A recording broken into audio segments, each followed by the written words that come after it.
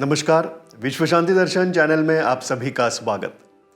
इस चैनल की संकल्पना है विश्व शांति के उपासक, विश्व के सबसे भव्य विश्व शांति गुंबद के रचयिता, विश्वधर्मी प्राध्यापक डॉक्टर विश्वनाथ दा कराड़ जी की। इस कार्यक्रम में हमारा संवाद होता है विविध क्षेत्र से जुड़े मान्यवरों से। 1996 में पहली बार आयोजित हुई वर्ल्ड पीस पार्लियामेंट 10वीं बार अब 3 महीने पहले अक्टूबर 3 से 5 तारीख तक संपन्न हुई। इस कार्यक्रम का आयोजन हुआ तत्वज्ञ संत श्री ज्ञानेश्वर वर्ल्ड पीस डोम में। विविध सत्र में अलग अलग विषयों पर चर्चा हुई। इस कार्यक्रम में शामिल जाने माने वक्ताओं से हुई बातचीत विश्व शांति संवाद कार्यक्रम में आपके सामने रखी गई। इसी श्रृंखला में आज कुछ खास मेहमानों ने विश्व शांति दर्शन चैनल से जो बातें कही वह संक्षिप्त रूप में आपके सामने ला रहे हैं। शुरुआत करते हैं स्वामी कंठानंद जी से, जो कि श्री रामकृष्ण आरोग्य संस्थान विवेकानंद इंस्टीट्यूट नासिक के अध्यक्ष है। विश्व शांति बनाए रखने के लिए हृदय से हृदय का संवाद कितना महत्वपूर्ण है, उनसे समझ लेते हैं। विश्व शांति की शुरुआत व्यक्ति के साथ होती है और जिनके भीतर सद्भावना है, ऐसे लोगों को एकत्रित लाना ही विश्व शांति की ओर लेके जाता है। भारत के ऋषियों का, वेदों का संदेश है कि सब मिलकर चले।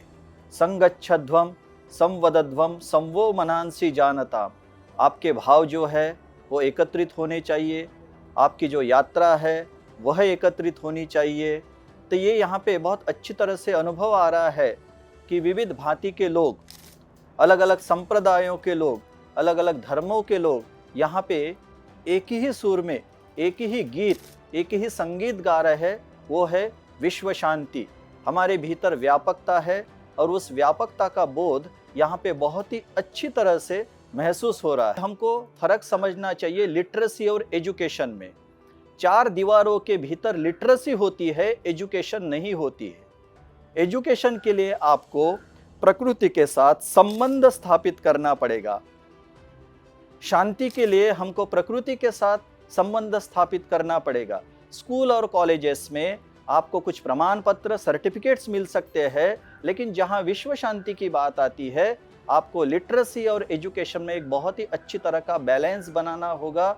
और हैंड होल्डिंग, जैसे मैंने कहा कि हर व्यक्ति को उसके साथ एक प्रेम भाव उसका निर्माण करना पड़ेगा। हृदय से हृदय का कम्युनिकेशन करना पड़ेगा, हृदय का हृदय के साथ संवाद करना पड़ेगा, तब वो सहज रूप से संभव हो जाता है। बियॉन्ड क्लासरूम जिसको कहेंगे कि क्लासरूम के परे जाके भी उनके साथ एक जो रिलेशन है, बहुत ही हेल्दी रिलेशन, पवित्रता का रिलेशन मेंटेन करना होगा। स्वामी निखिलेश्वरानंद राजकोट के श्री रामकृष्ण मिशन के वरिष्ठ साधु मॉन्क है।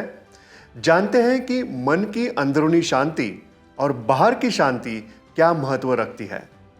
भारत के सुपुत्र स्वामी विवेकानंद जी के विश्वगुरु के विचारों को भी उन्होंने दोहराया है। Concept itself is a very unique thing कि आज की सभी लोग 2 प्रकार की शांति के लिए अभी पूरी मानव जाति जिसके लिए खोज में लगी हुई है। एक बाहर की शांति, विश्व शांति, और एक है मन की शांति। ये दोनों ही अभी उपलब्ध नहीं है। आधुनिक मानव उसकी खोज में है। इस संदर्भ में वर्ल्ड पीस सेंटर बनाना और इस प्रकार का वर्ल्ड पीस डोम बनाना, ये अपने आप में एक बहुत बड़ी उपलब्धि है और बहुत ही सुंदर। इसमें सभी हमारे भारतीय ज्ञान परंपरा के, दर्शन परंपरा के सभी महान महान संतों को यहाँ पर स्थान दिया गया है। स्वामी विवेकानंद जी ने कहा था, India shall conquer the whole world by spiritual culture. Bharat समस्त विश्व पर विजय प्राप्त करेगा अपनी आध्यात्मिक संस्कृति के द्वारा, विश्व गुरु बनेगा।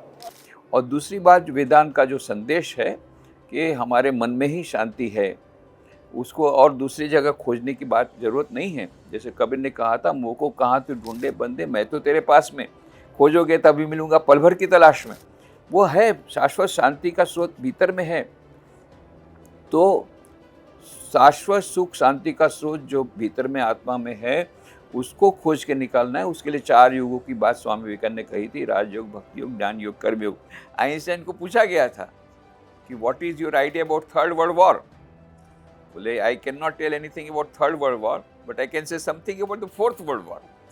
Fourth world war will be fought with the sticks and stones. बोले थर्ड वर्ल्ड वॉर के बारे में कुछ बोल नहीं सकता हूँ, पर चौथा विश्व युद्ध यदि होगा तो वो पत्थरों के द्वारा खेला जाएगा. क्यों? थर्ड वर्ल्ड वॉर में पूरी जो सभ्यता है उसका सर्वनाश हो जाएगा. विज्ञान और अध्यात्म का समन्वय ही दुनिया में विश्व शांति ला सकता है, यही सूत्र स्वामी विवेकानंद जी ने बताया था. इसी धारणा को विश्वधर्मी प्राध्यापक डॉक्टर विश्वनाथ कराड़ जी भी मानते हैं. सुनते हैं तकनीकी क्षेत्र में कार्य करने वाले तज्ञ श्री दिलीप पुंगलिया जी, जो यूके में स्टूडियम कंपनी के को-फाउंडर है, क्या कहते हैं. हमेशा मैंने एक ही चीज़ पर्सपेक्टिव से देखा कि जो एंशियंट विजडम है वो इतना ट्रांसलेटेड नहीं है डिजिटल डेटा के अंदर, बट इन वन और other form it does exist. तो मेरा हमेशा एक ये रहता था कि कैसे उन सब चीज़ों को कोलैबोरेट करके लेके आए हैं with new technologies like AI, metaverse, जो इमर्सिव एजुकेशन है. तो हम स्टूडियम के अंदर कोशिश कर रहे हैं कि ह्यूमनाइज्ड और वैल्यू बेस्ड एजुकेशन को कैसे लेके आएँ. फिलोसफिकल मेथड, इवन मीन्स मेरे फाउंडर के साथ हमारी काफ़ी बात चलती रहती है कि जो अपनी इंडियन फिलोसफी है, जो ब्रह्मांड, लोकास, then creator who runs the world and then destroyer, जो फिलोसफी है, जो वेदास फिलोसफी है या वैदिक कल्चर है, तो उनको कैसे प्रमोट किया जाए via to generation Z. Generation Z को आप टेक्नोलॉजी से दूर नहीं लेके जा सकते हो, बट अपने वेदास को टेक्नोलॉजिकली उनके पास लेके जा सकते हैं. तो हम लोग उस फील्ड के अंदर कार्य करने की कोशिश कर रहे हैं कि ताकि उन लोगों को जनरेशन जेड को कनेक्ट कर सकें technology via technology to the spiritual world. Indian knowledge system पर हमें पुरातन परंपरा के कारण नाज है. हाल ही में भारत में शिक्षा क्षेत्र में अमल में लाई हुई नेशनल एजुकेशन पॉलिसी की विशेषता क्या है, हमारे जीवन मूल्यों से वह कैसे जुड़ी हुई है, यह सुनते हैं डॉक्टर परविंदर सिंह जी से, जो रैतभारा पंजाब विश्वविद्यालय के वाइस चांसलर है. 37 ईयर के बाद एक गवर्नमेंट ऑफ इंडिया का पॉलिसी आया, नेशनल एजुकेशन पॉलिसी. इसमें हायर एजुकेशन इंस्टीट्यूशन के बारे में बहुत कुछ लिखा गया है, जो हम पढ़ते भी हैं, इम्प्लीमेंट भी कर रहे हैं. जो इसका कोर एरिया है, जो पिलर है NEP का, वो है इंडियन नॉलेज सिस्टम. इसका स्टार्टिंग चैप्टर में लिखा गया कि भारत में पहले तक्षशिला और नालंदा जैसी यूनिवर्सिटी थी. आज वो वैल्यूज़ कम होती जा रही है, हम वर्ल्ड की यूनिवर्सिटी से पीछे होते जा रहे हैं कि हम अपनी जो heritage, culture, moral, ethical values हैं, शायद हम वो इसमें एजुकेशन में दे सकते हैं. तो ये कारण है कि हमने वो माइंड में रखा है कि हम अपनी सिस्टम में, एजुकेशन सिस्टम में, हायर एजुकेशन वो चीज़ लेके आएँ जिससे विद्यार्थी में होलिस्टिक डेवलपमेंट हो. तो ये जो आज विश्वनाथ कराड़ जी ने जो शुरुआत की है साइंस, स्पिरिचुअलिटी, रिलीजन की, मेरे को लगता है ये इनकलकेट करने के लिए रखा गया कि बच्चों के अंदर वो वैल्यूज़ इम्बाइब की जाए. हम अपनी जनरेशन को पुराने से लेके नवीनतम तक कैसे लेके आएंगे. हमारी आज की education system value based education, इस पर अपने विचार रखें. दिल्ली के National Institute of Education Planning and Administration में Department of Higher and Professional Education की प्रमुख प्रोफेसर आरती श्रीवास्तव जी ने. ये जो अभी हमारा एजुकेशन सिस्टम है, ये हम देख रहे हैं कि आगे जो है इंडस्ट्रियलाइजेशन मॉडल पे है, जहाँ पे हम ये देखते हैं कि प्रॉस्पेरिटी तो बढ़ गई है लेकिन वेल बीइंग ख़त्म हो गई है. वेल बीइंग जो है वो हर मानव के लिए बहुत ही एसेंशियल है, क्योंकि हम हैं तो जहाँ हैं, जान है तो जहाँ है. तो इसलिए जो है इसमें जो है वैल्यूज़ की जो है प्राथमिकता बहुत इम्पॉर्टेंट है कि हर चीज़ का जो है हम लोग एक 5-10% कंपोनेंट उसको वैल्यू से जोड़ के देखें और उसको हम लोग सस्टेनेबल बनाएं for the planet, for the society and for our own selves. साहित्य भी विश्व शांति में अपना योगदान देते आया है, इसलिए साहित्य की भूमिका समझाई इंदौर से इस सम्मेलन में शामिल हुई श्रीमती अमिता नीरो जी ने, जिन्होंने स्वयं फिलॉसफी और पॉलिटिक्स से जुड़ी किताबें लिखी है. असल में साहित्य की जो भूमिका है समाज में वो यही है कि वो बेहतर नागरिक बनाए, बेहतर इंसान बनाए. मतलब इंसान का जो बेस्ट वर्जन होता है उसको बनाने के लिए बाकी सारा जो लिटरेचर सहित आर्ट, पूरा जो है आर्ट फॉर्म, वो जो उसका इस्तेमाल होता है. तो यदि किसी व्यक्ति को लिटरेचर एक स्टेप, जो मैंने शुरू में कही थी कि एक स्टेप अहेड नहीं करता है, तो उसका मतलब ख़त्म हो जाता है। और वही व्यष्टि से समष्टि तक ले जाने की जो प्रक्रिया है वो पूरे आर्ट की है, और लिटरेचर भी उसका हिस्सा है। तो लिटरेचर जो है और जो होना चाहिए, उन दोनों को यदि एड्रेस नहीं करता है तो फिर उसका मतलब ख़त्म हो जाता है। ये है कि भाई सारी दुनिया में असमानता है, बहुत युद्ध हैं, बहुत संघर्ष हैं तरह तरह के, और होना ये चाहिए कि ये सब चीज़ें ट्रीट की जानी चाहिए, कैसे की जानी चाहिए और कैसे होना चाहिए, ये बताने का काम भी लिटरेचर का है।